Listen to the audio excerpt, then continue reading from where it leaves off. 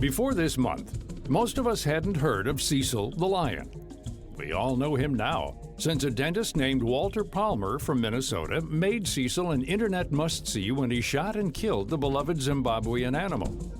The barbaric death of Cecil and the media attention angered many Americans who demanded the arrest of Palmer and those responsible. Justice for Cecil is critical, but what about the bigger picture? How does trophy hunting impact animal populations, and why do we care so much about the death of this lion? To be honest, it's really about the fact this lion had a name that just took it to the media. He didn't just kill the lion, right? He killed X-lion, right? I name my dogs. We name our dogs, we name our cat. That matters. That's Dr. Samuel Richards, a senior lecturer in sociology at Penn State University. He says that what we can or cannot hunt is often a matter of perspective. We don't seem to have a problem with the animals that we've deemed acceptable to eat, and then we factory farm them and we torture them and we do all sorts of horrible things to them that we deny and we don't see, we don't take notice. But what we consider to be free wild animals, I think there's an inherent disinclination toward killing them. And in the case of this lion, we had named him by researchers, and that meant he was more than just a wild lion. By naming him in people's consciousness, he was a domesticated lion. And I think people responded to that. 30,000 elephants are killed every year in Africa, horrifically. There's an interesting article that's coming out in National Geographic about this, the slaughter of elephants for ivory, nothing more. They kill the elephants, they cut the tusks off, and they walk away with the ivory, and the body decomposes. What about the rest of us who don't stand up and try to stop that? What's that say about us?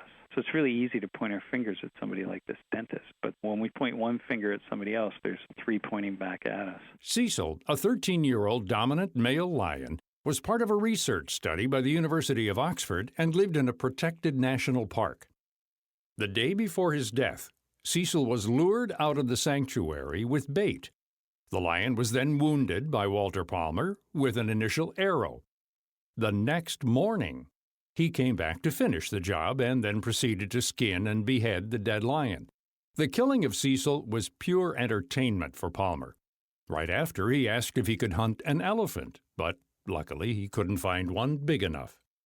Keith Norris, Director of Government Affairs and Partnerships at the Wildlife Society, says despite the sport having a bad rep, it's part of American culture. I think hunting is a very important part of some of the cultural and traditional values in the United States and in North America more generally.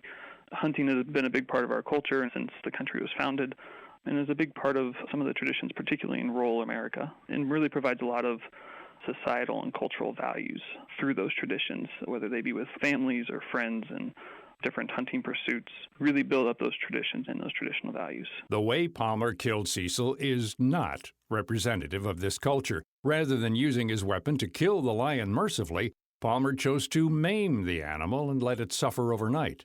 Mike Hoffman, senior scientist for the International Union for Conservation of Nature, or IUCN, Species Survival Commission, says hunters use a variety of weapons based on preference. The nature of the kill is usually with a high-powered or high-caliber rifle.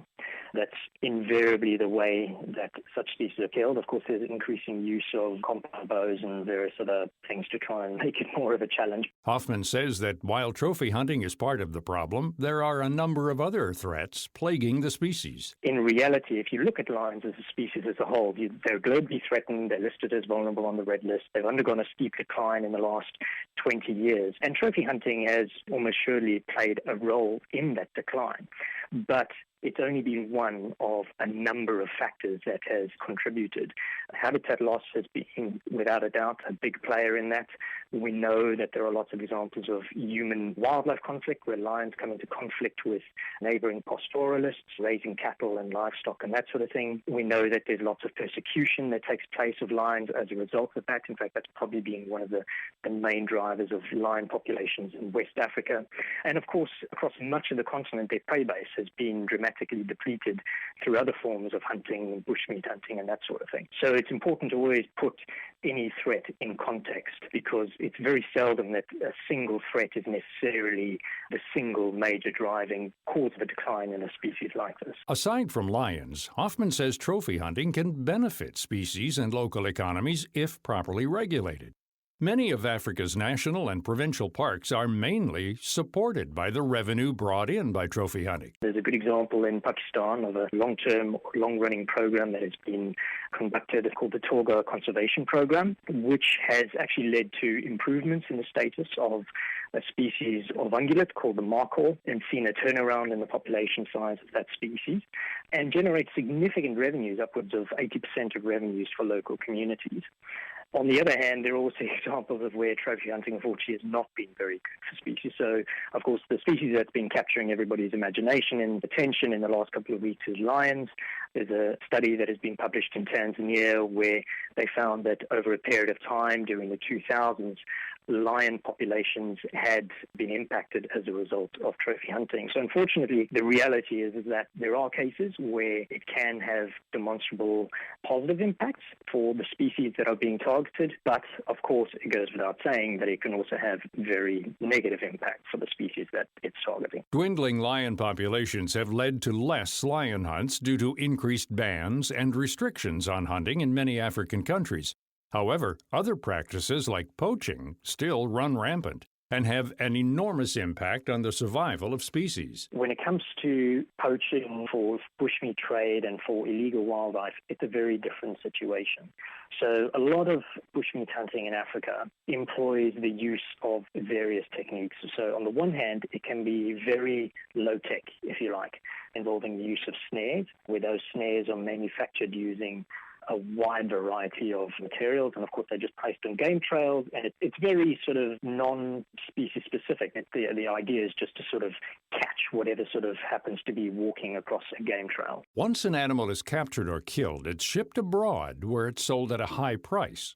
For the poaching industry, this demand continues to thrive. This is taking place through very sophisticated crime syndicates, animals being poached with high automatic weapons, very, very organized criminal networks, and materials being smuggled out through smuggled networks overseas to countries like China and Vietnam and so forth for various purposes. Hoffman says that in order to stop the killing of animals, conservation groups and people need to acknowledge important successes and avoid the doomsday attitude. It's important to actually ask the question, well, what would the situation look like if all of these conservation organizations who were working in these places, in these countries, doing all the things that they're doing, monitoring trade, doing enforcement on the ground, anti-poaching controls, everything, what would the situation look like if they weren't doing those things at all? And in studies and in work that we've done to try and tease that out and to try and understand that, we've shown that actually the impact of those conservation efforts are considerable. It's not to say that we're doing a perfect job, because, of course, we shouldn't get complacent about the fact that these animals are declining and that population trends are not in the trajectory that they should be. But it's just to say that we are making a difference and we are having an impact. But of course, we need to be doing much, much more. We do need to be ramping up our efforts. We do need to be paying up the work that we're doing. We need harder, certainly. And of course, that's where the public and, many others can have an important role in helping these various organizations to do the important work that they're doing. The nonstop media coverage following the death of Cecil the lion has made some Americans question what exactly is newsworthy these days. However, without this attention, those responsible may never have faced the consequences or the shame of killing a protected animal. It has evoked outrage, exposed cruel and illegal hunting practices, and most importantly, started a discussion on the species that need our help. You can read more about the IUCN on their website at iucn.org. To find out about Samuel Richards' work at Penn State University, visit their website at psu.edu. For more information about all of our guests, log on to our site at viewpointsonline.net. You can find archives of past programs there and on iTunes and Stitcher. I'm Gary Price.